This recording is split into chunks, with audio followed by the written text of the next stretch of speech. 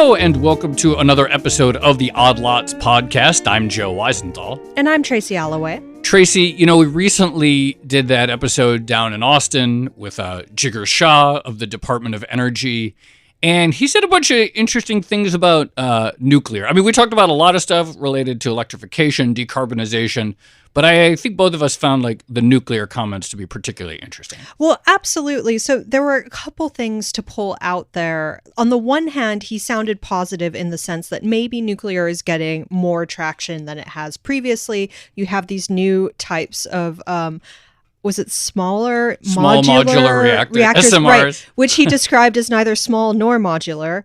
So I have questions about that. And sort of groundswell potentially of support for cleaner energy technology in which nuclear, theoretically could fall. But on the other hand, he also described these long-running structural roadblocks to nuclear, at least in the US. So this idea that there isn't really a nuclear industry, there are utilities that might own nuclear plants, but no one's really pushing for it. And then also, if you're a utility CEO, you're probably not going to be that incentivized to build a massive nuclear plant because historically it's been a massive risk and responsible for a number of bankruptcies in the sector. Right. And so I think this was really the key thing to me too. It's why did the U.S. stop building nuclear? And in my mind, and I think probably in the minds of a lot of, or at least the rhetoric of a lot of advocates of nuclear power, it is a clean, carbon-free source of energy that has a bad reputation, and environmentalists stymie it because of, outdated views. Are you going to say the three-eyed fish from The Simpsons again? The three-eyed fish on The Simpsons. His view is actually, that's not the story, that as you say, that, because of historical cost overruns, there's real financial risk in financing these. And that part of the reason these cost overruns happen is that there's really no domestic nuclear construction industry or nuclear industry until no one is good at building plants, and that's why you have these cost overruns. And then ultimately, these are the stumbling blocks, the impediments towards this nuclear renaissance that many people would like to see. Yeah, it's kind of this muscle memory effect. Yeah. Mm-hmm. For some reason, it reminds me of the lumber industry post 2007, 2008, where no one wanted to have overcapacity anymore. Yeah. So they just became incredibly lean. And then when we did need more lumber in 2020, we didn't have enough capacity. So it kind of feels like that. It feels like everyone's been so scarred by the experience in the 70s, the 80s, the 90s, that it's hard to kind of get people within the industry excited about it again. Absolutely. So we wanted to follow up and actually explore some of these themes. So I'm very excited. We have the perfect guest to do so. We are going to be speaking with Mark Nelson. He is a founder and managing director at Radiant Energy Group, which does energy analytics. He is an advocate, I believe, for nuclear, and he is going to talk us through as he sees some of these issues that Jigar raised. So, Mark, thank you so much for coming on Odd Lots. Good to be here, Tracy. You are an advocate for nuclear energy. I said I believe, but, Yes, definitely. What is Radiant Energy Group? What do you do? Why should we listen to you? Why are you here? Well, I didn't start out as a consultant. I started out as an energy analytics expert, working for a nonprofit out in California that was attempting to figure out why nuclear plants were closing around the world and how to stop it. So I was working with Michael Schellenberger at Environmental Progress, where there'd been a sudden growth in environmentalists turning towards nuclear in the Bay Area of California, practically where they first turned against nuclear energy back in the 60s. And the thinking was, on one hand, if you developed an academic basis and a scientific basis for understanding nuclear energy properly, people and other environmentalists would come around. On the other hand, there was a crisis. There was a fire in the house, which was nuclear reactors were being closed around the world. We're not talking about nuclear reactors that people were proposing and needing to find financing for. These were nuclear reactors where the hard part was already done. They were constructed, they were making super cheap, reliable, carbon-free electricity, and they were being shut down all over the world. So at Environmental Progress, we needed to figure out how to stop that. And the first step was figuring out what was going on. And so I came in as a nuclear engineer to do that. I'll take the bait. What was going on? Why were all these reactors shutting down? Because I imagine on the one hand, maybe you had environmental pushback, but on the other hand, we have heard a lot of stuff about how difficult some of these are to finance, to maintain, things like that. The broadest possible thing I could say is there was not enough appreciation for nuclear reactors. If we needed to break it up, though, some places in the world, like the United States, had extremely cheap natural gas and had installed governing systems for electricity that used extremely temporary, cheap fossil fuels as an excuse to shut down nuclear reactors that could last for another 30, 40, 50, 60 years. And that's really stupid. Those electricity markets are some of the worst things we've ever done to our infrastructure. But they were in place and they were leading to a wave of retirements. Do you mean that the competition from even cheaper electricity was like that electricity from fossil fuels was even easier and cheaper compared to nuclear, and so the preference was for that at the time? It's simply wrong to say that it was cheaper electricity. It was one aspect of the total electricity system that was cheaper on the margin at that moment, at those times, and sometimes wasn't even cheaper. You just had natural gas folks that were willing to take a temporary loss to drive nuclear plants out of business. Oh, so like a market share fight. Yeah, basically. Okay. There was a market share fight. There wasn't as much growth for electricity demand. There was extremely cheap natural gas, making losses for the natural gas producers and needing to find more markets. And people arranged ways to build new natural gas plants so close to nuclear plants or near enough in location on the grid to drive them out of business. And then that's not like the cost savings would be passed on consumers. No. You drive the nuclear plant out and then you get the Then you raise the surplus prices. well, you can't really raise the prices go up once the nuclear is gone. Right. But then the nuclear is gone. And as we've discussed in the intro, it's hard to build. So you had a one-way ratcheting effect.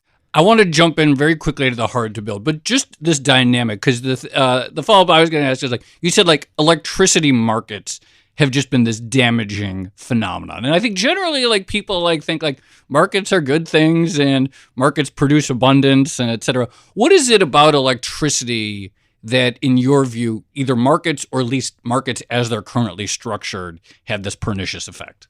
Well, first of all, electricity is not a commodity. And the analogy that the economists used to think about electricity and setting up these markets was that electricity is a commodity. It has commodity-like properties that are close enough that you can sort of squint and say it's, a standardized unit, 1 megawatt hour, 1 kilowatt hour. And so they came up with a system to break apart the carrying of electricity with the building of power plants, and they said there's all these different parts of making electricity, and if we divide it up, disaggregate it, we can come up with competition and maybe start with the power plants, but then we can move to other aspects like competition and bundling up electricity contracts to sell to consumers with different packaging. And it just turns out that, to cut a very long story short, that could be its own series of episodes. Yeah. It doesn't really work, and it leads to either enormous risk-taking that ends with massive market failure, like we saw briefly in Texas, and we're seeing in other places that have instituted markets, or the market manager, the market system, ends up taking on both the attributes and many of the criticisms of the old utility system that it was supposed to break up. I can tell this is already going to be one of those episodes that leads to like 5 other episodes.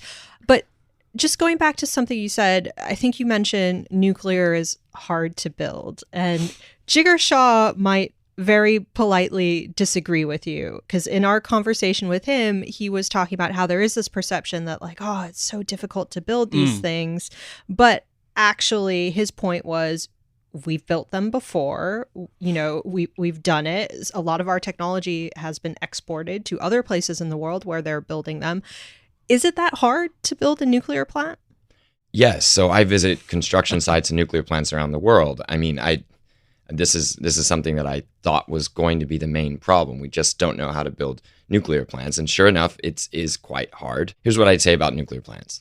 They're premium energy, and they take your best people to build, and they take your best effort, and they need to be done right because they are that difficult. I mean, I've been to nuclear sites. So, for example, the biggest construction site in Europe is a massive 2-reactor nuclear plant on the west coast of southern England. And that site, you cannot possibly go there and think nuclear is easy. No, some of the best people in the country, the best contractors, the best engineers, the best managers are over there, and they're going to be working for a decade on that massive nuclear plant. And then it's going to provide the best electricity service in the country. Like, it's going to be extraordinary, okay? But it is really hard to build.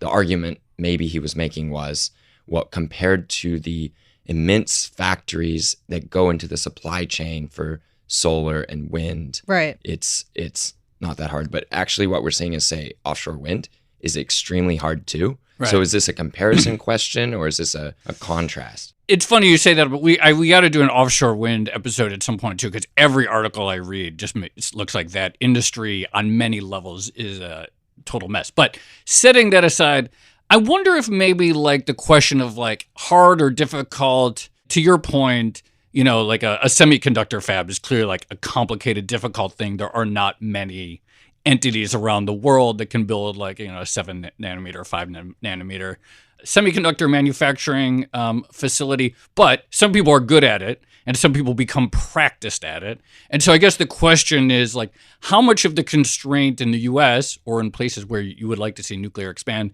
be an inherent difficulty, or maybe like just out of practice? Out of practice is it. We can build nuclear again. I mean, look. Because we did it a bunch like 50 years ago, right? The cost estimates that we're seeing for offshore wind, Joe, are about the same as the extreme blowout over budget catastrophe that is Vogtle in Georgia. So think about this. The wind that supposedly we're going to build and it's going to go well and it's going to be on time and on budget, if that happens, it will be at a cost per delivered megawatt hour that is about the same as Vogtle in Georgia, depending on what you assume with interest rates and assuming they build the wind on time.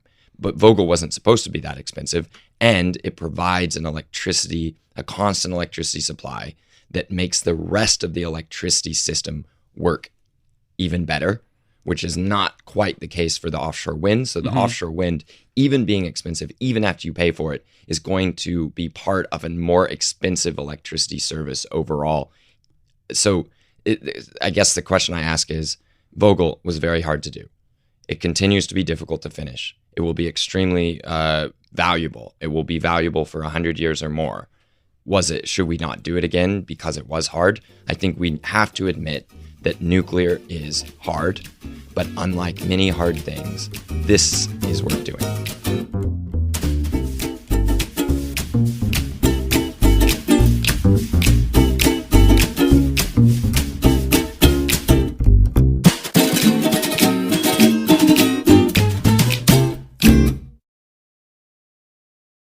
I take the point that it's hard. And, you know, the knowledge gap was sort of what I was getting at when I said that we have a history of doing this. So like the knowledge is clearly there.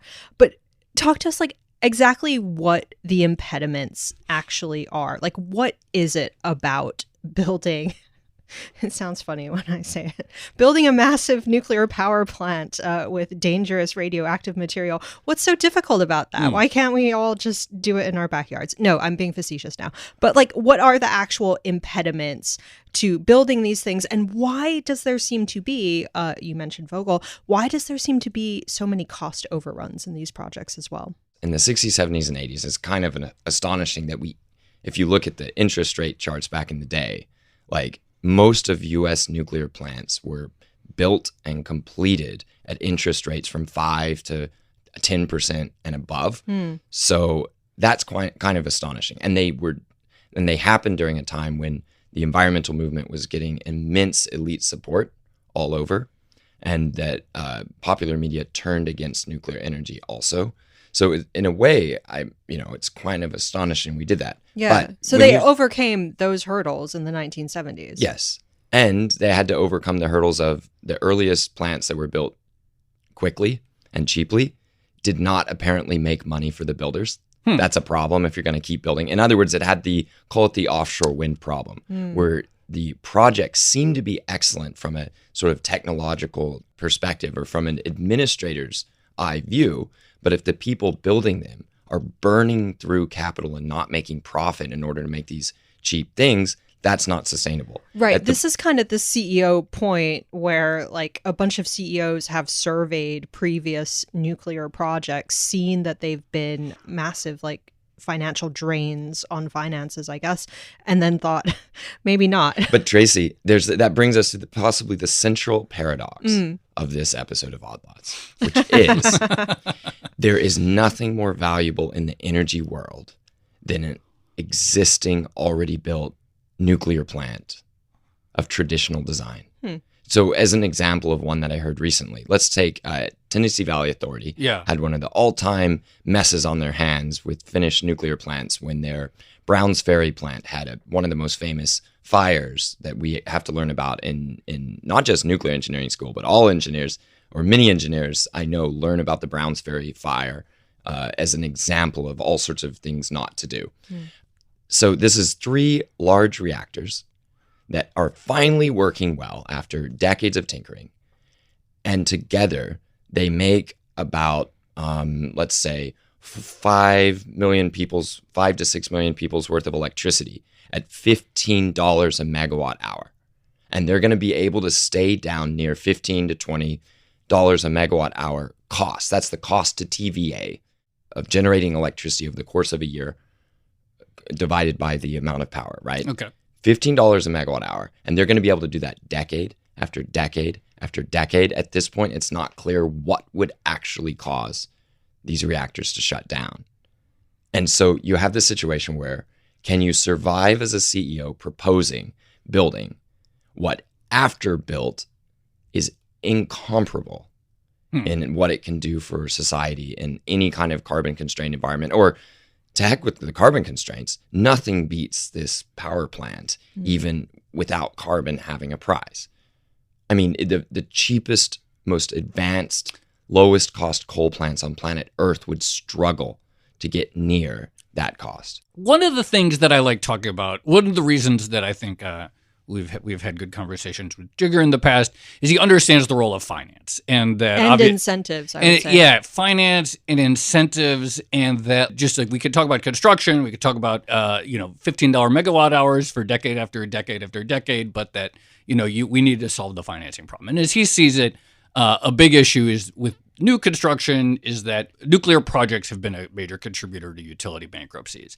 Is that true? I mean, is that all? Yeah, of course. I think he's right there. So it sounds like then, like the follow on from that is that if we want this sort of decade after decade after decade of stable, marginally inexpensive electricity, that somehow the public balance sheet needs to be involved, or that we at least don't have these sort of like undermining markets where the cheaper natural gas plants can like situate near you and like price you out of business.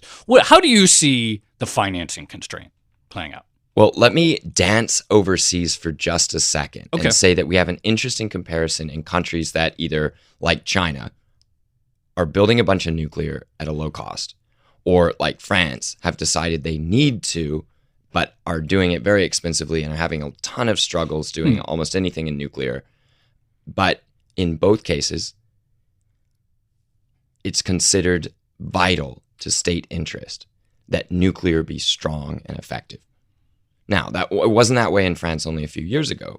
France had an anti-nuclear ruling elite for a number of years, and that's part of the immense trouble that they got into during the energy crisis when they should have been bailing out Europe. Instead, they had to be bailed out by Germany sometimes because of their own problems making nuclear. But they've decided it is of vital state importance. One of the first decisions they had to take was to repeal anti-nuclear laws, and then they had to decide to, say, renationalize EDF. It was sort of basically owned by the nation, but they needed to take on the rest of the responsibility and just understand, as many countries do, nuclear is so important. It's a vital state interest, and it must be done right. And at some point, it starts uniting the various political interests in a country and just starts moving forward. We're big and strong. We're America. Do we have to do nuclear well? I think that maybe even brings us into this cultural moment, which is if people of great talent, great energy, and great financial backing want nuclear more badly than they want anything else, is that going to be something that, in my opinion, unveils the path? I think the answer is yes. There is a cultural moment. There's a genuine cultural moment where almost anybody I meet wants to have a conversation about nuclear with me, whereas before I had very poor taste in conversation. It would be me forcing it on other people. Nowadays, since I work and talking about nuclear and thinking about nuclear and writing about nuclear and advising about nuclear, I am totally fine to talk about every other subject when I meet people, but they want to talk about nuclear. I like this, the idea of you just like walking down the street going, have you heard about molten salt reactors? Have you heard the good news? Yeah, have you heard the good news? But that moment of evangelism, that's why I got into nuclear. A gentleman out in Calgary who just was a big fan of molten salt reactors and thorium made a video channel.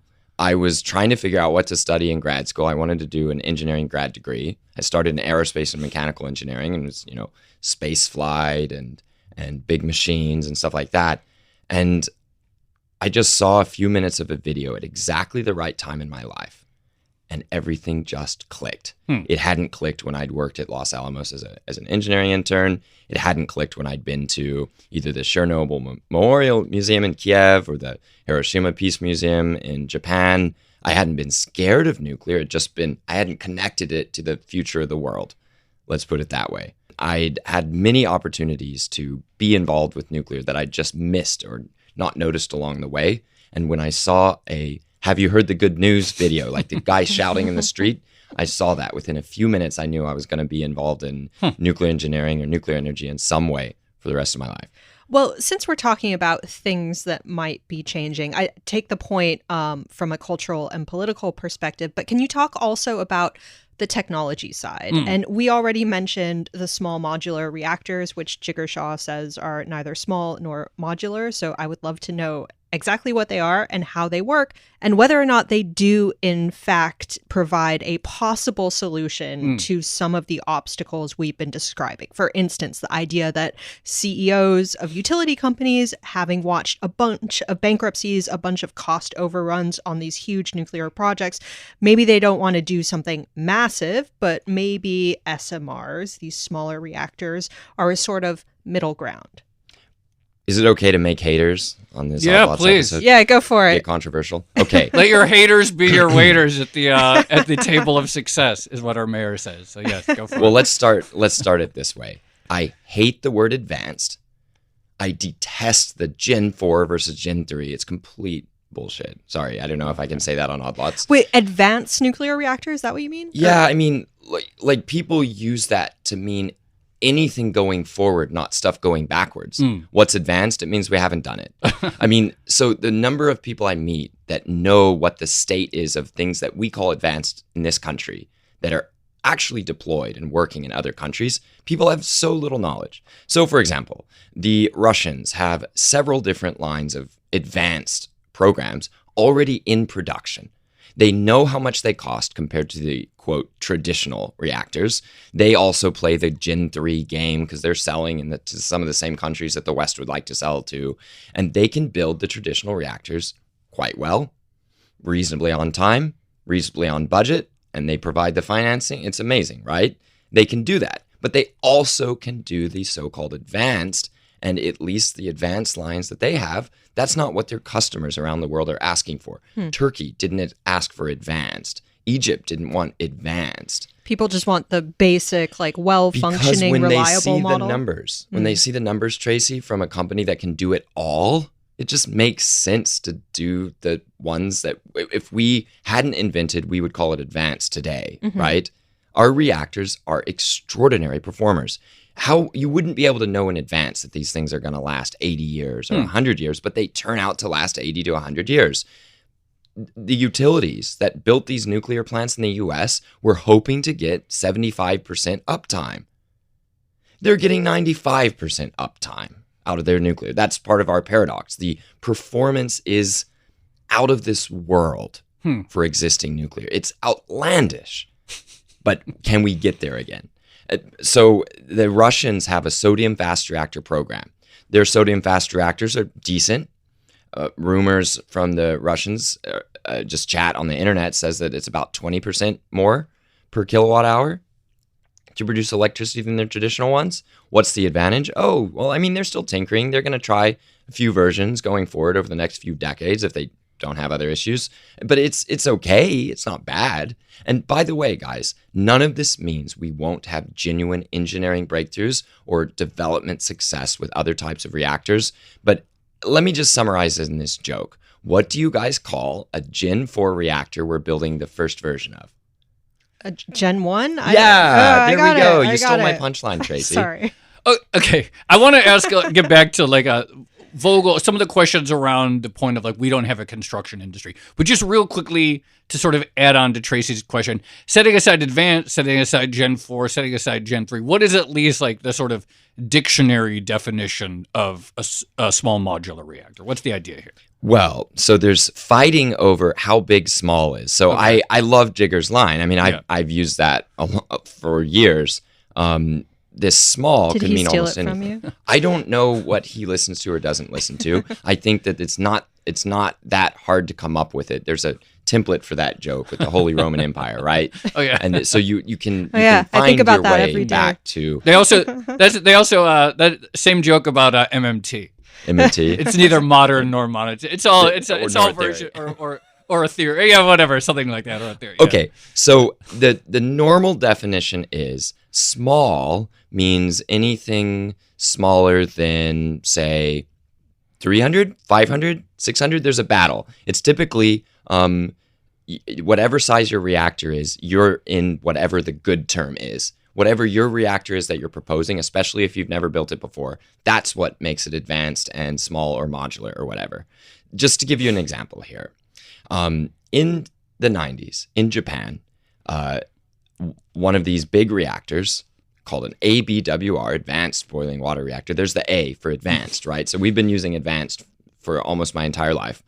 The Japanese built one of these reactors with GE in 3 years from first concrete all the way to first reactions in the core, 4 years to get it to full commercialization. And this was a 1,300 megawatt reactor, so enough for, say, 1 million people in an energy-hungry, rich country, right? And they built it in 48 months, from first concrete to commercial operation. And I asked one of the engineers who'd been a young man working on that project. I met him. He's working on new reactors for GE. And I said, how'd you guys do this? And he said, well, it was modular. And I said, that's nice. Then why'd you change the design afterwards? And he said, to simplify it. They haven't built another reactor since. Do you see where I'm trying to get at? I think that we got this advanced language and this Gen 4 thinking because you had a bunch of well-meaning nerds who didn't want to face down the true roots of social anxiety about nuclear, which don't really have to do with the advanced or the generation. And actually, in my opinion, in my experience over talking to thousands of people at every level of society all over planet Earth for years now, it doesn't really have anything to do with the reactor at all. So you can't fix it with the reactor. If I find somebody on the street who says, oh, I didn't like nuclear, but now I kind of like these advanced new designs, or have you heard of molten salt thorium designs, or have you heard Bill Gates is making an advanced new reactor, I like that. I almost invariably find they either actually always liked nuclear, or they're totally fine with the non-advanced reactors now, and it's not the rebranding or the claimed new technology that may not exist yet.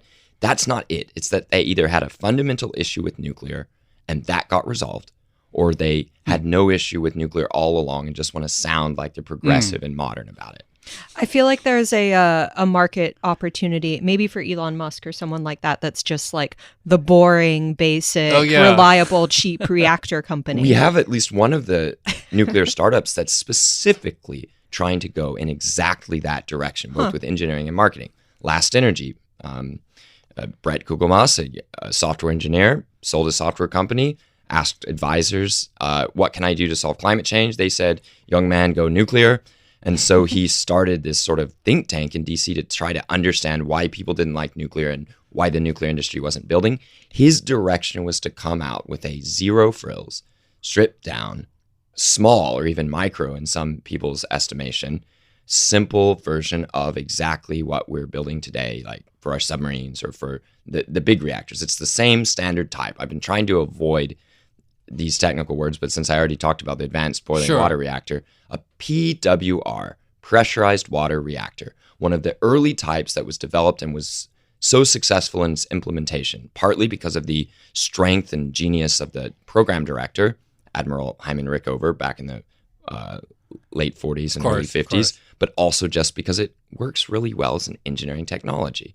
It's like the 737 got into its shape, its configuration, with predecessor aircrafts, as in wing, certain size, 2 engines slung below the third chord of the wing, and it just kind of hit that shape. That shape just kind of works really well, and we keep getting 737s over and over and over.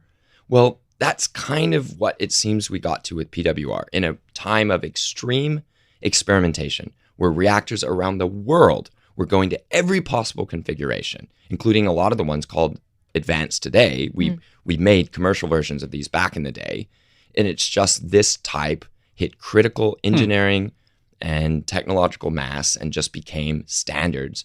And for people to claim that a thing that hasn't really done well yet is going to dethrone the king, I love the idea that we would have multiple technologies we're working on. The Russians do it, the Chinese do it, heck, India's doing it, a bunch of countries are doing it. But there's a reason the winner was the winner. It works extraordinarily well.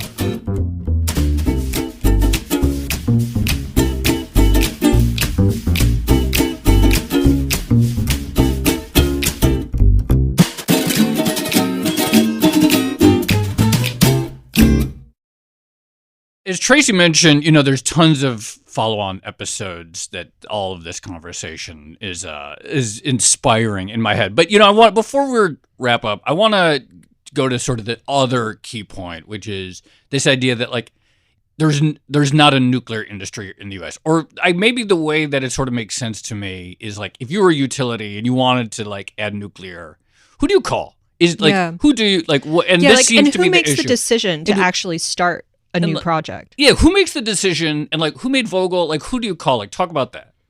Okay, I keep feeling like I'm sidestepping by jumping outside of the U.S. to look for overseas examples. No, that's really helpful. It's compare and contrast. Okay. It works. So one of the most interesting projects recently was the UAE setting up its nuclear program, because it was tabula rasa. They had a small number of people that had this vision of doing nuclear in their country. People now say, oh, of course, they just bought it. They had a bunch of money and just took it. Well, hold up. They got a really good price and they executed the project really well. And big utilities, with money somehow didn't do that in the US. So what is it the UAE did? They got an entire generation of people, a lot from the US, who had built nuclear programs, not just reactors, but entire programs before. I met a gentleman who was from Chicago, who as a young man, my age, makes me feel like a dumb baby in comparison. At my age, early 30s, he was helping direct nuclear construction for ComEd, the utility. ComEd built 5 large nuclear plants circling Chicago, okay? And they built them... In what decade? Well, in about a 15-year period. Okay. No, but when are we talking? Oh, sorry. From late 60s to... I guess early 80s. Okay, all right. Right? I mean, Jigger actually mentioned one of these 5 plants on his episode. I believe it was Byron nuclear plant, right? Oh yeah, that he grew up next to, I think. Yes. So what UAE did is they hired people who had been daily overseeing construction sites for the buying utility, and they said, "Come teach us how to do nuclear. We want to learn from you, and then build nuclear ourselves." And then they worked with a country that definitely has a nuclear industry, the Koreans, who had an American design, practically like American English manual for the reactor, almost exactly the same as what they purchased from American nuclear companies back in the 80s to build out their fleet of standardized American designed, maybe Korean upgraded reactors.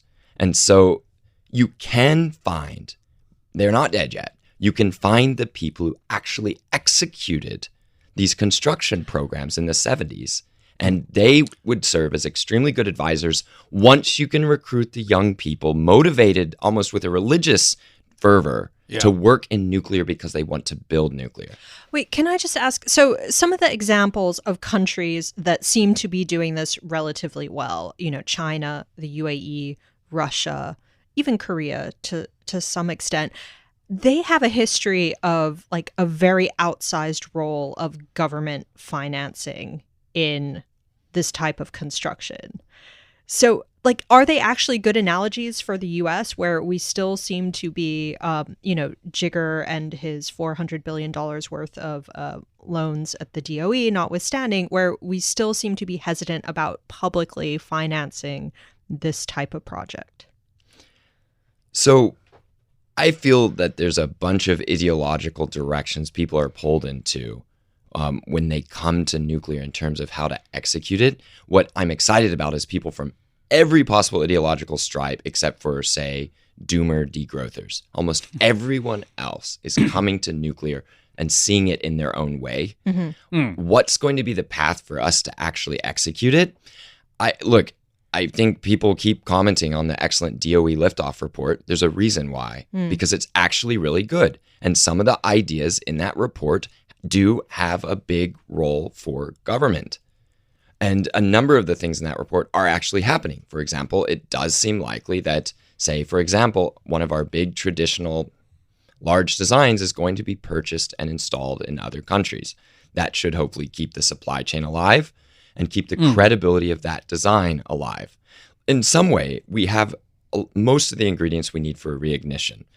I think we're going to have a large traditional design be the winner.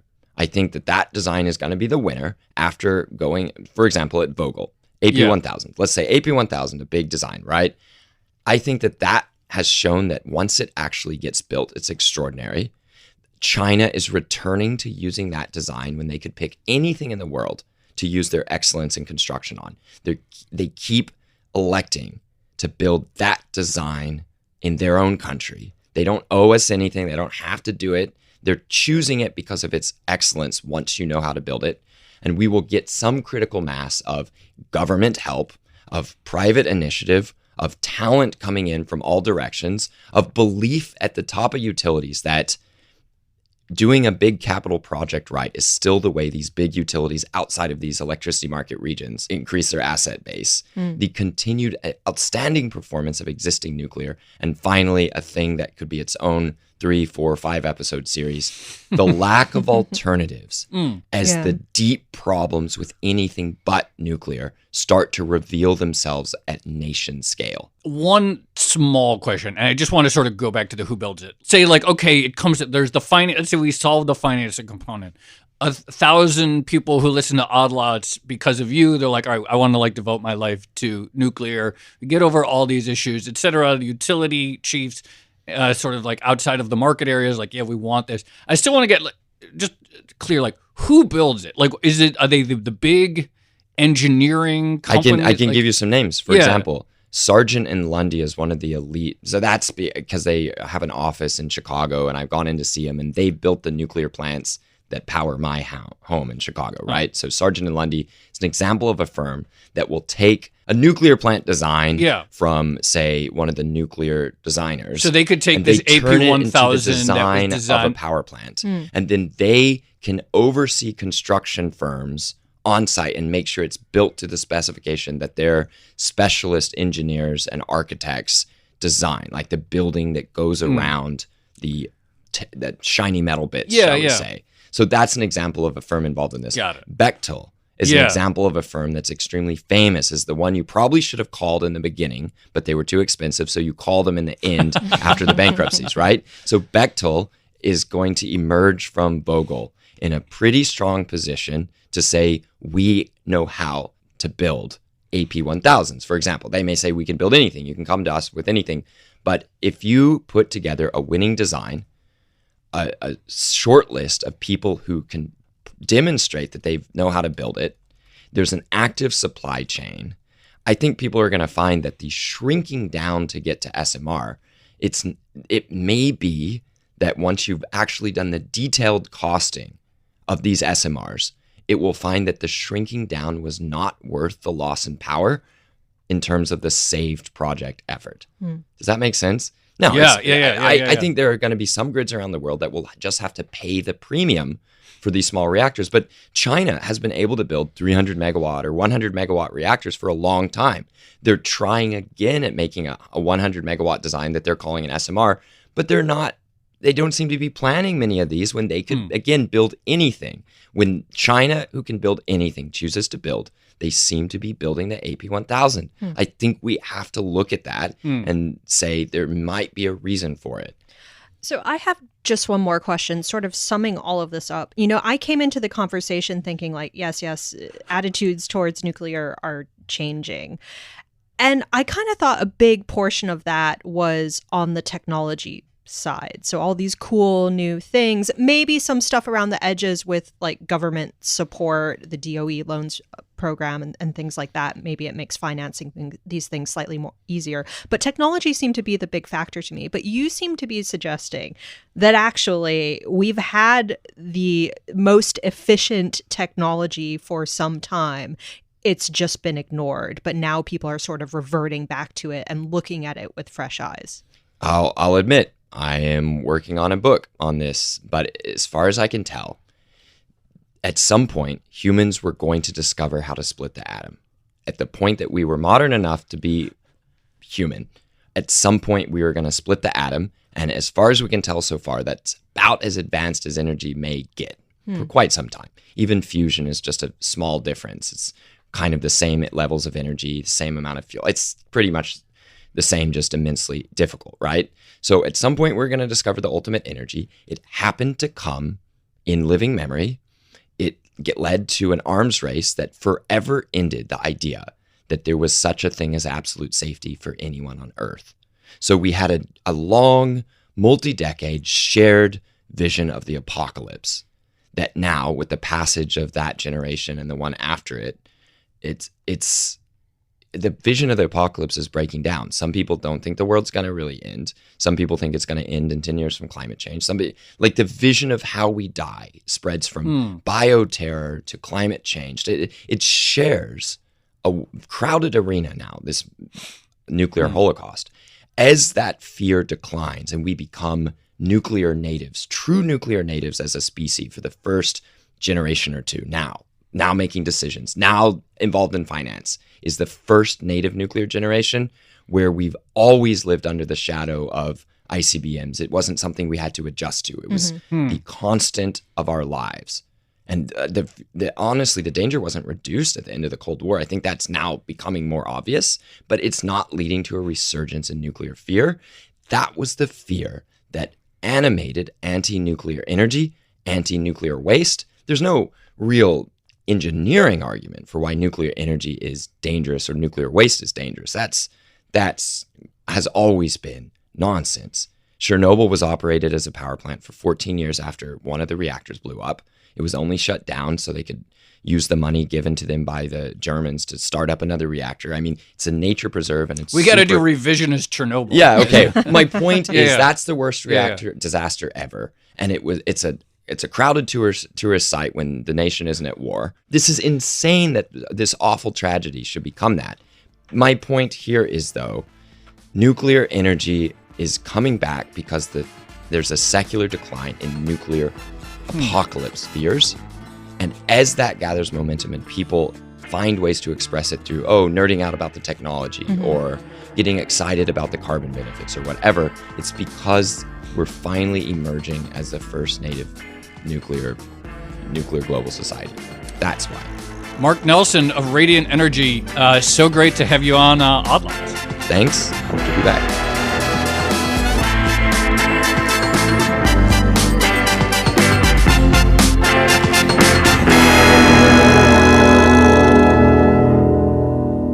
Tracy, that was so inspiring. I hope there's like 1,000 people who listen to that episode and are like Mark, and they now they go out evangelizing and you've been converted to nuclear. Oh, that was so stirring, wasn't it?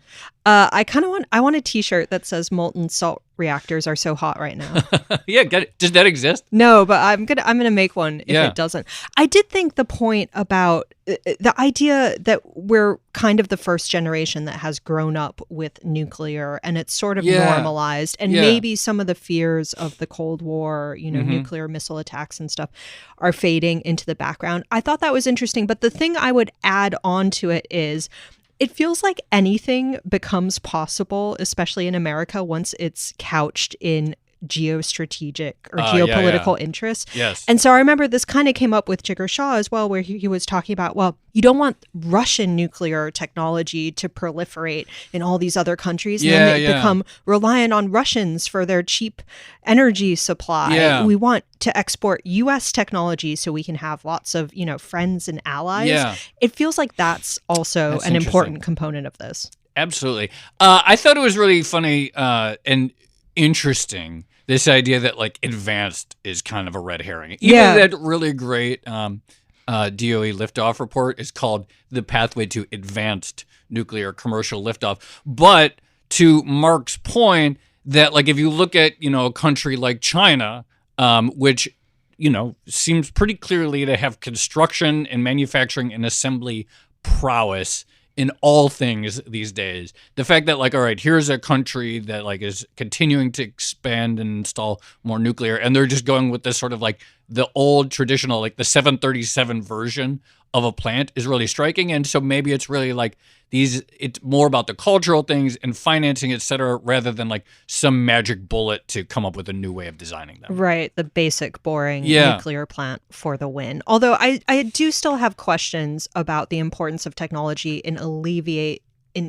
alleviating some of those old school concerns around things like waste disposal, decommissioning power plants. We didn't really get into that. Yeah, I guess we're going to have to do like 4 other episodes on each of these topics. And the real story of Chernobyl. Yeah, we should probably do that one too. Find a historian. Oh dear. Okay. Yes. Shall we leave it there? Let's leave it there. This has been another episode of the Odd Lots podcast. I'm Tracy Alloway. You can follow me at Tracy Alloway. And I'm Joe Weisenthal. You can follow me at The Stalwart. Follow our guest, Mark Nelson. He's at Energy Bants. Follow our producers, Carmen Rodriguez at Carmen Arman and Dashel Bennett at Dashbot. And thank you to our producer, Moses Andam. For more Odd Lots content, go to Bloomberg.com/oddlots, where we have transcripts, a blog, and a newsletter. And if you want to chat with fellow Odd Lots listeners 24/7, go to discord.gg/oddlots. We have an energy room in there, so I'm sure people will be talking about this episode. Maybe we'll get Mark in there to do a Q&A or follow-up if he's down to it. Really fun place to hang out. Go check it out.